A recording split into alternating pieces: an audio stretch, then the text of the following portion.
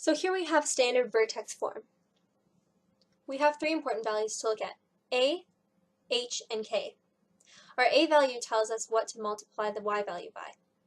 Our negative h and k value tell us what the vertex of the parabola is.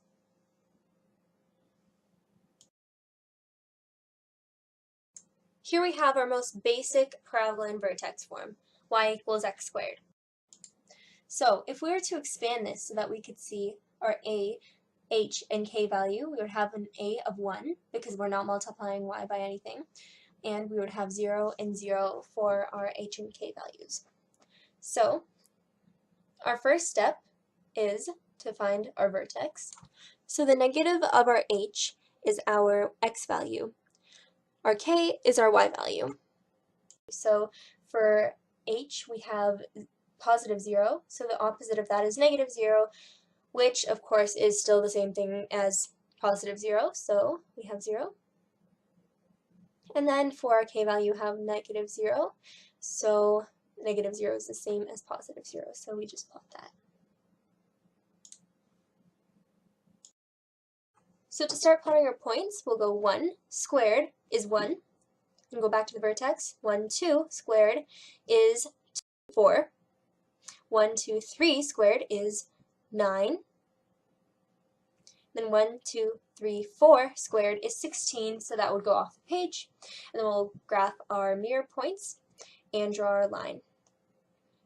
And there we have a standard parabola.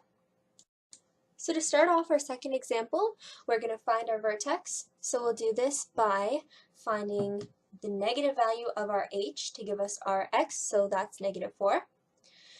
And our y value will be our k value as it is, which is negative 8. So we just plot that on our graph. So to start plotting our points, 1 squared times 2 is 2. Go back to the vertex. 2 squared times 2 is 4. Back to the vertex. 1, 2, 3 squared times 2 is 18, so we go up 18. And then the rest would be off the graph. So now we just plot our mirror points and draw our line. And we know that we have a vertical stretch because our a value is greater than 1. So for our second example, we'll start off by finding our vertex. So for x, the opposite of h is positive 3. And for our y, the k value as it is positive 6. So I'll just quickly plot that on my graph.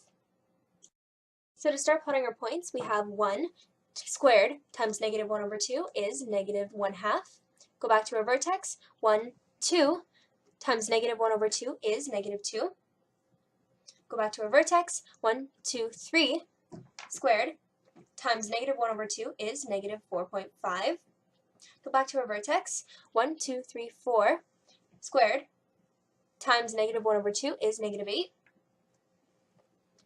Go back to our vertex. 1, 2, 3, 4, 5 squared times negative 1 over 2 is negative 12.5. Go back to our vertex. 1, 2, 3, 4, 5, 6 times negative 1 over 2 is negative 18. So now we'll just plot our mirror points and draw our line.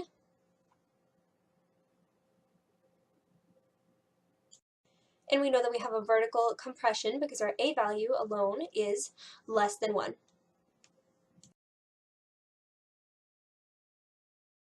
So the first thing we need to understand is that any point located directly on the x-intercept will have a y value of 0. So to start off isolating x, we're going to follow bedmass backwards. Normally it's brackets, exponents, division, multiplication, addition, then subtraction. But in this case, we're going to start off with subtraction and addition and work our way up from there. So our first step is to do the addition and subtraction. So we'll move the negative 5 over to the other side. And we'll get 5 equals 2 bracket x plus 2 bracket squared.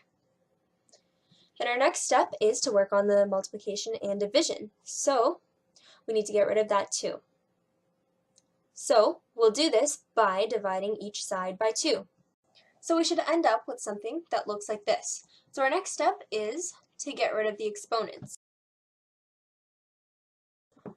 So we can do this by square rooting both sides of the equation, but we'll see something new. This sign allows us to solve for two different answers. The first time we solve, we'll use the addition symbol, and the second time we solve, we'll use the subtraction symbol. So we'll end up with something that looks like this. And our final step is to move the 2 over. So now we have negative 2 plus or minus the square root of 5 over 2 equals x. And now we'll start simplifying it. So 5 over 2 is 2.5, and the square root of that is 1.58.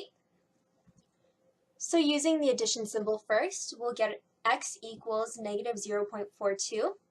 And then using the subtraction symbol, we'll get x equals negative 3.58. So we can check if we're right by finding the axis of symmetry.